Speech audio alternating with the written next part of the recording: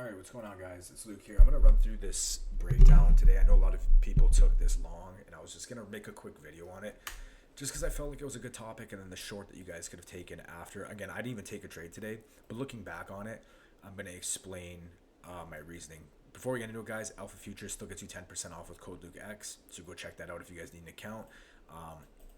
Check the free Discord, links in the pinned comment, all my social media, all that stuff, so go check all that out, and let's get right into this. So, coming into the day, obviously, we had this huge dump like at market open, and I honestly had a bullish bias coming into the day because basically I wanted to see price flush higher because ES was close to all-time highs. We were respecting bullish order flow, and I honestly thought we were going to make a manipulation higher, but we didn't do that, and market opens up. That's why I don't come in with a strong bias. Although I was saying like I was leaning more bullish, doesn't mean I had like a strict bullish bias, right? So for sell side though, we had Asia, we had New York PM, we had this 4-hour gap, and then this lower 4-hour gap. So I was like, okay, if we get bearish momentum, I'm going to look for continuations down because I'm willing to adjust my bias anyway. So market opens up, and I really wanted to short this, and I'm going to explain why I didn't. So market opens up, we manipulate down and create that wick. We manipulate up. We actually got an SMT, but I didn't notice that.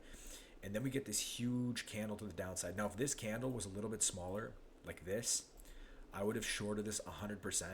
I should have taken the 30-second close, but I don't really just trade off the 30-second, honestly, just very rarely.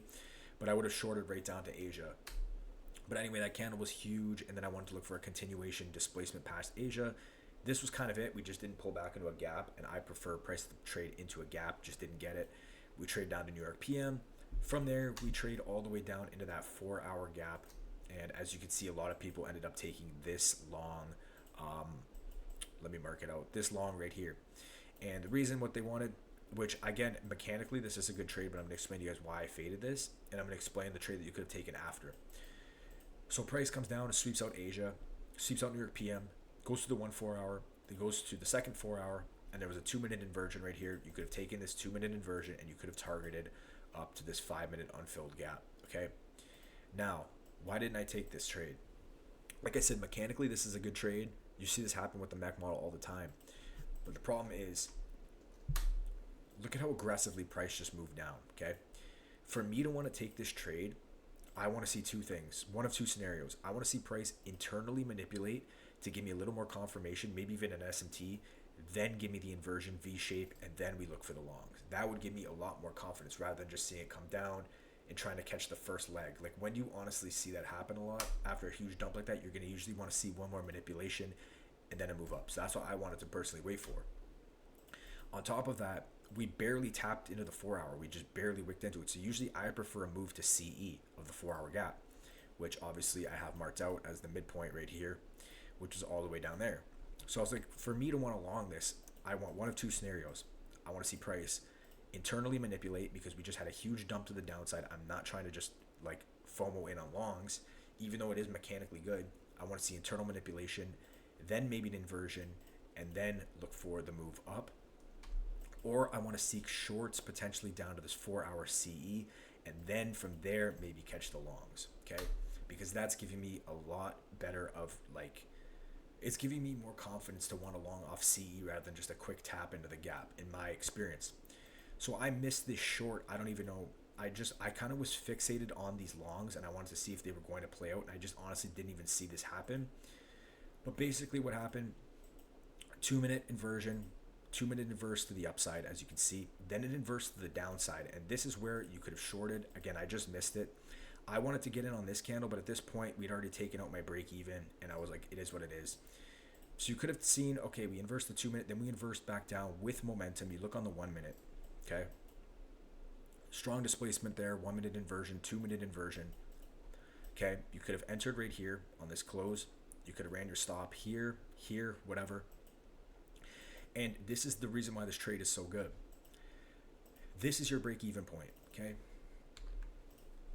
Now, what did I say the scenarios were? Scenario number 1, we sweep internally, and then we look for longs, okay?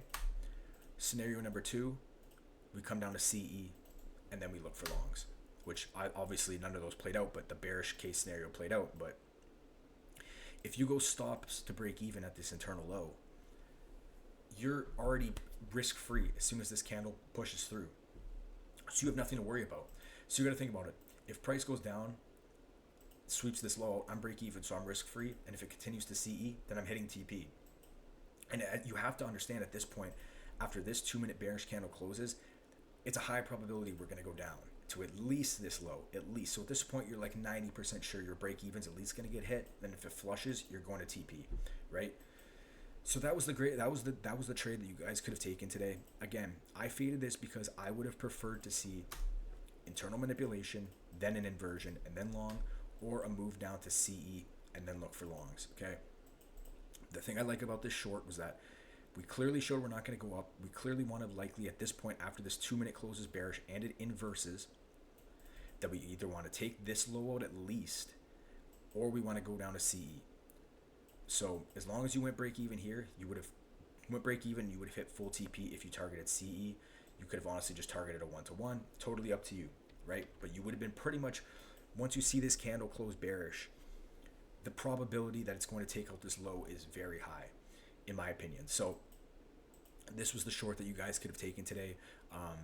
It's just a continuation, so you have to think about it, right? It's very unlikely prices is going to flood like this and then just want to reverse all the way back up. Yes, it does rebalance the leg and then continue down, but like for me, after that huge dump, I prefer internal manipulation. And with this short right here, you're banking on it at least taking out this low and going break even. So this is high probability in my opinion. I prefer CE the gap, but like every trade is different, but this is the trade you guys could have taken, and that's how you could have avoided this long. So number one is after a huge dump or push one way, I tend to usually wait for an internal manipulation before I want to take the trade. And then tip number two would be always be aware of CE of the gap, because a lot of the times it's going to get retested, and as long as you're patient, wait for that, you're gonna catch you're gonna avoid a lot of unnecessary losses. So that's it from you guys. Just want to make this quick video. Other than that, again, I wanted to enter off this candle, but then I was like, hey, this was gonna be my break even. I already missed it, so I was like, whatever, I'll just sit it out. But even if you did enter here and you targeted CE, you would hit a 1-to-1, but it is what it is.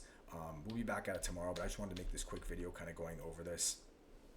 Like, this just seemed like a really good setup to me. And again, you could say, well, we were in a super strong trend. Like, how'd you know it was going to continue? Well, you don't know, but you can at least bank on this internal low getting hit. Like, it would just make sense after we just inversed. We clearly failed to go up. We're clearly showing we don't want to go higher. We clearly want to go lower. We still have this internal low and CE, so you can still be safe with your stop loss and move it to break even after this. To me, it makes sense. But that's it from you guys. Want to knock this quick video out. Thought this would help you guys, and try not to force these reversals. Although mechanically, like I said, this was a good trade for longs.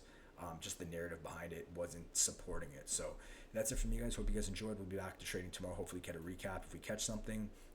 Yeah, I'll talk to you guys in the next one. Peace.